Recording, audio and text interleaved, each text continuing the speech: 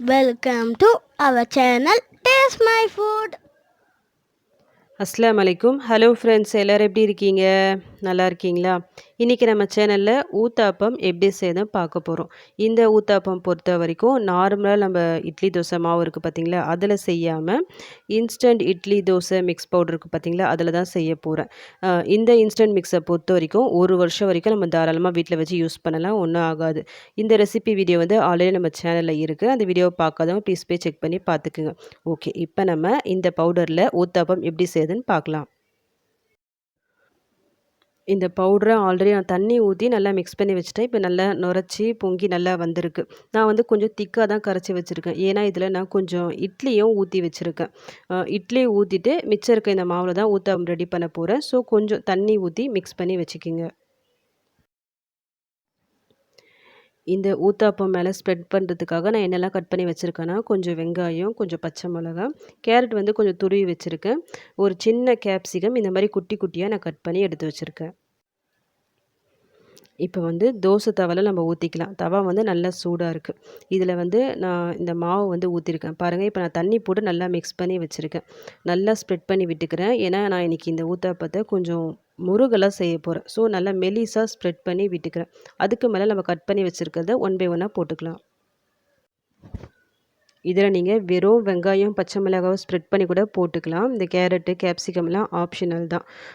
நார்மலாக வெஜிடபிள்ஸ் வந்து பசங்க அந்த அளவுக்கு சாப்பிட மாட்டாங்க. பட் இந்த மாதிரி நீங்கள் இதில் ஸ்ப்ரெட் பண்ணி கொடுத்து பாருங்கள். அந்த டேஸ்ட் வந்து ரொம்ப நல்லாயிருக்கும். வெஜிடபிள்ஸ் வந்து சாப்பிட்ருவாங்க.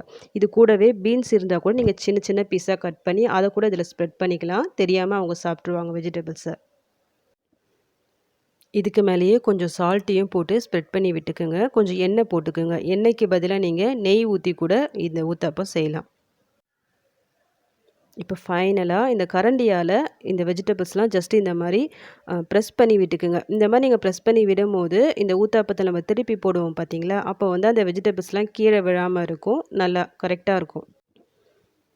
ஒன் சைட் பாருங்கள், நல்லா கலர் சேஞ்ச் ஆகி வந்திருக்கு. இப்போ வந்து நம்ம இன்னொரு சைடும் திருப்பி போட்டுடலாம். திருப்பி போட்டுட்டு இப்போ இந்த சைடு ஒரு 2 நிமிஷம் வேகட்டும். அதுக்கப்புறமா நம்ம வெளியே எடுத்துடலாம். நான் ஃபஸ்ட்டு போட்ட ஊத்தாப்பம் வந்து நல்லா முருகலாக நல்லா இருந்தது. இப்போ செகண்ட் ஒன் வந்து கொஞ்சம் தடியாக போட போகிறேன். தடியாக தேவைன்னா கொஞ்சம் மாவு வந்து இந்த மாதிரி திக்காக ஸ்ப்ரெட் பண்ணி விட்டுக்குங்க. அதுக்கு மேலே இந்த வெஜிடபிள்ஸ் எல்லாத்தையும் போட்டு ஸ்ப்ரெட் பண்ணி விட்டுக்கலாம். ஒருவேளை உங்களுக்கு பச்சை மிளகாய் தேவையில்லைன்னா இந்த வெங்காயம், இந்த கேரட், கேப்சிகம்லாம் நம்ம போடுறோம் பார்த்தீங்களா, அதுலேயே கொஞ்சம் மிளகாய் தூள், கொஞ்சம் சால்ட்டு போட்டு நல்லா மிக்ஸ் பண்ணி விட்டுட்டு மொத்தமாக அப்படியே கூட நீங்கள் ஸ்ப்ரெட் பண்ணிக்கலாம். அது உங்கள் விருப்பத்துக்கு ஏற்ற மாதிரி நீங்கள் செஞ்சுக்கிங்க. அது மாதிரி எண்ணெய்க்கு பதிலாக நீங்கள் பசங்களுக்கு கொடுக்குறதா இருந்தால் நெய் ஊற்றி கூட கொடுக்கலாம்.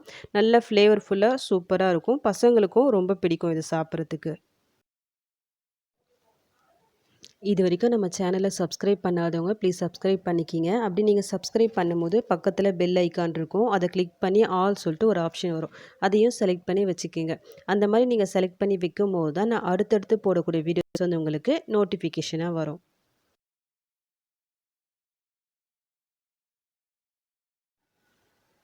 அவ்வளோதான். இப்போ நம்மளுக்கு எல்லா ஊத்தாப்பமும் நல்லா சுட சுட ரெடியாக இருக்குது. இதுக்கு சைட் டிஷ்ஷாக நீங்கள் கார சட்னி வச்சு சாப்பிட்டு பாருங்கள். சூப்பராக இருக்கும்.